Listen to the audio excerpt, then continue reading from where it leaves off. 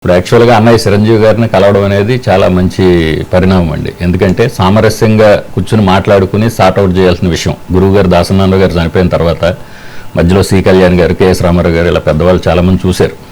కానీ ఇప్పుడు ఒక పెద్ద దిక్కు అనేది 100% అవసరం అండి. అంటే ఇప్పుడు మనకి ఒక ప్రొడ్యూసర్ ఇండస్ట్రీకి ఎంత ముఖ్యమో తల్లిదండ్రులు లాగండి. ఇంట్లో పేరెంట్స్ ఎలాగో ప్రొడ్యూసర్ బాగుంటేనే ఏదైనా సినిమాలు వస్తాయండి. చిన్న సినిమా పెద్ద సినిమా కాదు, ఫస్ట్ ప్రొడ్యూసర్కి రెస్పెక్ట్ ఉండాలి. ప్రొడ్యూసర్కి రెస్పెక్ట్ ఉండాలి అనే దాంట్లో వీళ్ళు ఇప్పుడు కొత్తగా పెట్టుకుని ఇప్పుడు ఈ రెమ్యునరేషన్ విషయంలో 100% వాళ్ళ పెయిన్ వాళ్ళకు ఉంటుందండి. ఇప్పుడు ఇండస్ట్రీ నుంచి పెద్ద సినిమా వాళ్ళు ఇచ్చినా చిన్న సినిమా వాళ్ళు ఇచ్చినా కూడా వాళ్ళకి ఇచ్చే రెమ్యునరేషన్స్ అయ్యే ఉంటాయండి. పెద్ద సినిమాకి కొంచెం వర్కింగ్ డేస్ ఎక్కువ ఉండి ఎక్కువ రావచ్చు వాళ్ళు పడే కష్టానికి తగ్గట్టుగా. చిన్న సినిమాకి ఏంటంటే అండి అదే ఉంటుంది రెమ్యునరేషన్. కానీ వీళ్ళు ఒకేసారి 30% పెంచాలి అనే విషయంలో కొంచెం ఇది జరుగుతుందండి. అది కొంచెం మరీ టూ మచ్గా ఒకేసారి 30% అనేటప్పటికి చిన్న నిర్మాతలకి కొంచెం బడ్డెన్ అనిపిద్దండి. పెద్ద ప్రొడ్యూసర్ ఎంతవరకు పెంచడానికి విల్లింగ్ గా ఉన్నారు ఆ విషయం కార్మికులకు చెప్పారా?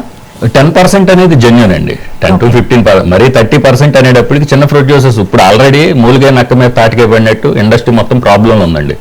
బిఫోర్ కరోనా, ఆఫ్టర్ కరోనా అనే దాంట్లో ముందు బిజినెస్ మార్కెటింగ్ పాయింట్ ఆఫ్ వ్యూలో చాలా ప్రాబ్లం ఉందండి. ఓ హీరో లేకపోతే సినిమా థియేటర్కి రావట్లేదు.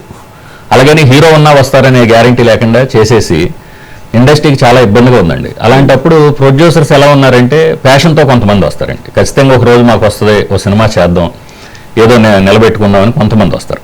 కొంతమంది చూద్దాంలో ఎప్పటికైనా మనకు లాటరీ తగలిపోద్దా అనే టైప్లో వచ్చేవాళ్ళు ఉంటారు. ఖచ్చితంగా సినిమా చేయాలి అనే దాంట్లో ఉండేవాళ్ళు ఉంటారు.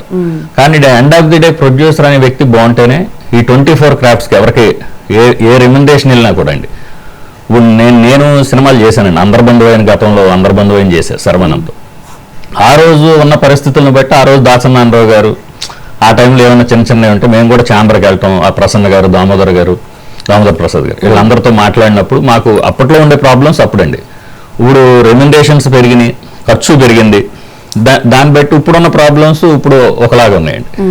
అలాగంటే ఇది ప్రాబ్లం ఉంది కదా అని ఇప్పుడు రెమ్యునరేషన్ ఇస్తున్నామండి. మేము కార్మికులందరికీ ఇస్తున్నాం, ప్రతి ప్రొడక్షన్ హౌస్ ఇస్తుంది. అందులో జెన్యున్గా మేము కూడా ఇప్పుడు ఆర్టిస్టులకి చాలా టూ మచ్ రెమ్యునరేషన్స్, వాళ్ళకి హిట్ని బట్టి ఎక్కువ తీసుకోవడం, డైరెక్టర్స్ కానీ హీరోస్ హీరోయిన్స్. ఇప్పుడు నాకు తెలియదండి, మొన్న మేము చేసిన సోలో బాయ్ సినిమాలో కూడా మాకు ఏదో ఇన్నోవా పెట్టాం, హీరోయిన్స్ అదే అసిస్టెంట్లు రెమ్యునరేషన్ ఎక్కువ అంటారని నాకు తెలియదు అసలు. ఏదో పెట్టాం, ఒక వెహికల్ పెట్టాం, అది 10 కిలోమీటర్లు కూడా తిరగలేదు, సాయంకాలం 10,000 బిల్ ఇచ్చారు. అంటే ఇవన్నీ తెలియకుండా జరుగుతుంటాయండి. సినిమాని మనం వచ్చినప్పుడు ప్రొడ్యూసర్కి ఏంటంటే ఎంత 24 క్రాఫ్ట్స్ మీద అవగాహన ఉన్నా ఖర్చు విషయంలో కంట్రోల్ లేకుండా కొన్ని థింగ్స్ జరుగుతాయి. అవి మాకు తప్పదండి.